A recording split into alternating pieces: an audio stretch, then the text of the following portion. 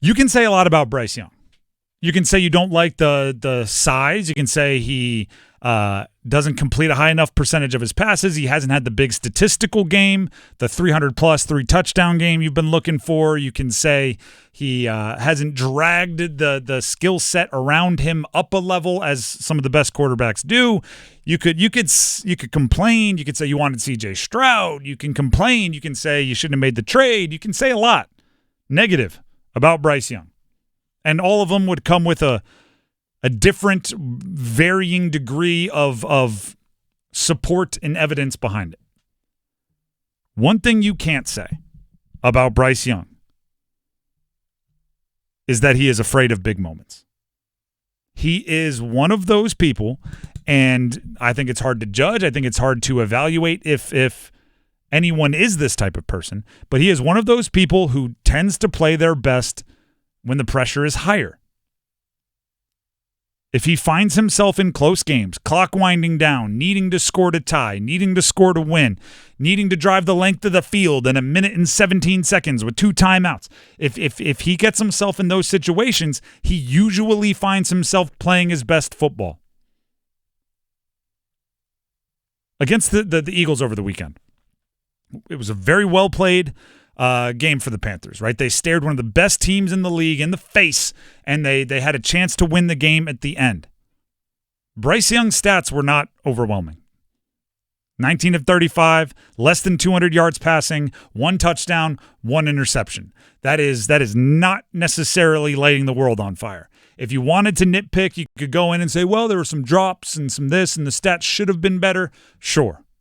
But unless you're going to do that for every quarterback to ever live in every game, we kind of compare them equally. And they've had drops and you've had drops. Bryce didn't have the world-beating game some were hoping for. But when he took over at his own 3-yard line, needing to go the length of the field with less than 3 minutes on the clock, he did enough to win. And that's been a theme of his career. He hasn't always been able to keep games close, but when he does, he likes the moment. Sometimes he's down 30. So you don't really get the pressure-packed moment when you're down 30. But when he's been there, even last year, right? Last year, which was the catastrophic rookie year, and Frank Reich ruined it, and the offensive line stunk, and he had no pass catchers, and we could go on and on and on and on. He had some opportunities for game-winning drives, and he drove down the field and got game-winning field goals as time expired. And then this year, he's done it a bunch of times already, and even the most recent losses, he's walked off the field, either tied or winning, right, against the Bucs and Kansas City, took it to overtime. And then this past week, he made the throw that should have won the game. Xavier Legette dropped it, but he made the throw that should have won the game. Bryce Young, when the chips are down, plays his best football, and I don't think you can teach that. So you have to figure out if you can teach the other stuff. Because he's got at least one thing that is not teachable. And I'm already, because I'm this kind of nerd, diving into the upcoming draft. Right? And I'm trying to figure out if there are great quarterbacks in this draft, if there are diamonds in the rough in this draft. I'm looking at running backs. I'm looking at receivers, right? I'm looking at the positions that most closely relate to the position I played in college because I like to fancy myself some kind of a knowledgeable person there. So I'm looking at these players, and you get the gut feeling on some of them. And it's not their fault. It's not their – I don't know if there's anything you can do to train it. But you watch someone like Quinn Ewers at Texas, and I'm like, you know what? He's a very modern quarterback. He has the whippy baseball-style arm motion. He was a top recruit. He's playing for one of the best teams in the country in Texas. He's utilizing – and there's a lot to like, but there's just that one empty feeling at the end of games where you're just like, I don't know if he blinks enough when the game's on the line, right? It looks like he's wired when the game's on the line, right? He takes a hit and he looks a little scattered in a 2-minute drill. It's just that I don't know if he has it. You watch Bryce Young as a Panther, And you're like, you know what? I don't really like his footwork early in games. Or you know what? I don't know. He puts a lot of touch, a lot of arc on his passes, and I think I want him to drive it more. You have like legitimate football concerns, but then you get to the end of a game and it's close and you're like, ooh, this is different. This is a confident player. This is a player who doesn't shy away from these moments.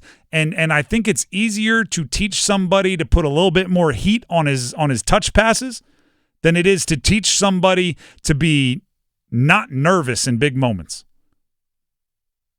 Now, there are very few, but there are some darn near perfect prospects, right? Players who you're just confident, they have all the physical tools, they have the right mindset, they play well in clutch moments, and those guys are special. Everyone else, you have to pick which deficiencies you think you can solve. You have to pick which things you think you can coach out of them. And I think usually if given the choice, I'm going to take the guy that has the clutch moments, and I'm going to try to teach him the rest or whatever else they have to learn, rather than taking someone who looks great in shorts and a T-shirt and can make every physical play and looks great in the first quarter, but then crumbles in the fourth. Because I don't know how you teach the game-winning drive thing. I don't know if you can. I don't know if there's a book out there to teach it. From a more football standpoint, do you know what I like about Bryce Young against the Eagles? He was much more confident of a runner. He's starting to notice, hey, I can pick up this first down on the ground. I don't have to force a throw, and it's a successful play.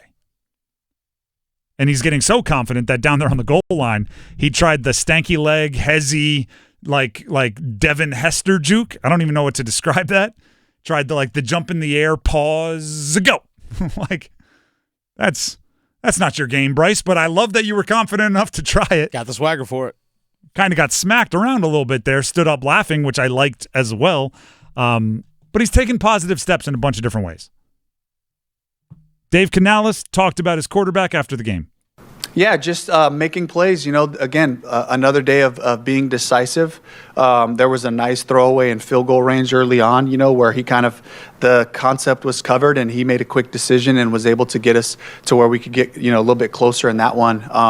And then just extending plays. There were some great effort plays by Bryce today, just getting out of, rushers or different things that were happening in the pocket, keeping his eyes down the field and finding throws. So, again, just the operation and all that stuff was great. I can do a better job of getting him plays in a little bit sooner. On a couple of those, I had to take a timeout. Those are things where I can just, if I'm between two plays, just go with his order. We know he loves certain plays. Just give it to him quicker, and we can operate there. That was Dave Canales post-game. I do also want to just put the stakes out there for Bryce. Right? The question keeps coming in for next year. He's kind of playing for his job. And Ian Rappaport of the NFL Network talked about the future of Bryce in Carolina. Remember, they were 0-2, benched Bryce Young, the Carolina Panthers did, and I think everyone in the world assumed, well, that's over. Not over. In fact, now that he is back in the lineup, has gone 2-2, and really, from my understanding, gone a long way in showing this Panthers organization why they took him number one overall. He's getting in and out of the huddle better. He is diagnosing defenses better, and simply, he is playing better. As far as the future goes, from what I understand, do not expect the Carolina Panthers to draft a quarterback early next year. It does seem, if Bryce Young continues to progress as he's been, that he has earned the opportunity to be their starter next year, and everyone hopes beyond. I hope Bryce can realize that's a little bit of pressure, right? If you play better under pressure, maybe he's one of the few that you don't try to downplay that. You tell him, like, hey, how you play can decide if you're still a starter next year. Ramp up the pressure, maybe he plays better. I don't know. For right now, celebrate the positive steps. At some point, Bryce will have to take those positive steps and turn it into like a 24 for 32, 300 yards, 3-touchdown day. Haven't seen that yet. But until you do, just celebrate the positive steps.